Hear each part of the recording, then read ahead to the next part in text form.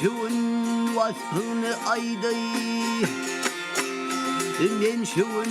vasfını ayday türpen şahin bedev din kişidir vaptın ol oy kırmızı cünlü bedev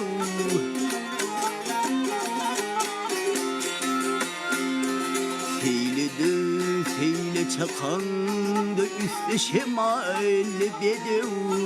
şalara tarif etke şahman atilli bedev bili sık boynu udin sağır meydan bedev pillere barsan meğer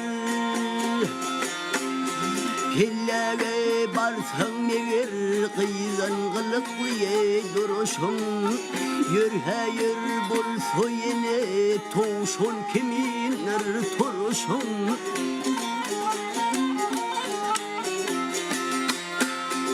Misali badı hava barının burun barışın Sifasam sağırım tekiz balan melektir yerişin Zalonu ürsümünün eş bırakıştığını dedim Ay geley abedim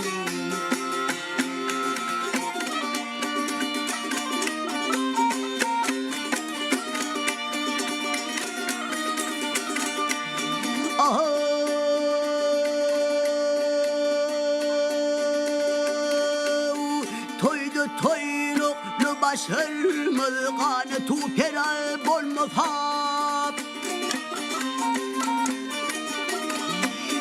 Gel sana yollaş meğer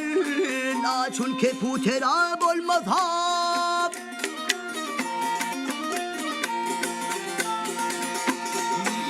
Beylere vermen beni yüzmayı yüzlere bolmaz hap Olurunun üstünün yükü eşrefi yaver bolmasa Gamma desen bir kömülle mümtümen pullu dedim Yüzünün diye yağırlayıp Yüzünün diye yağırlayıp Hem yakını da şefin Kayır yüzeni yer bilen Kehovanın kuşu sen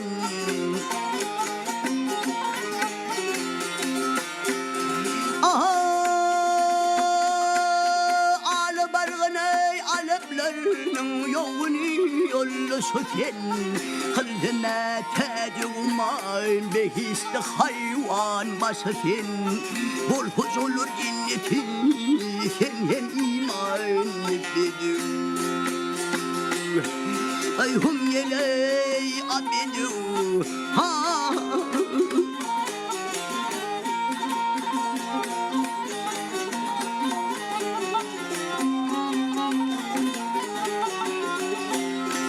Bul hoş olur cennetin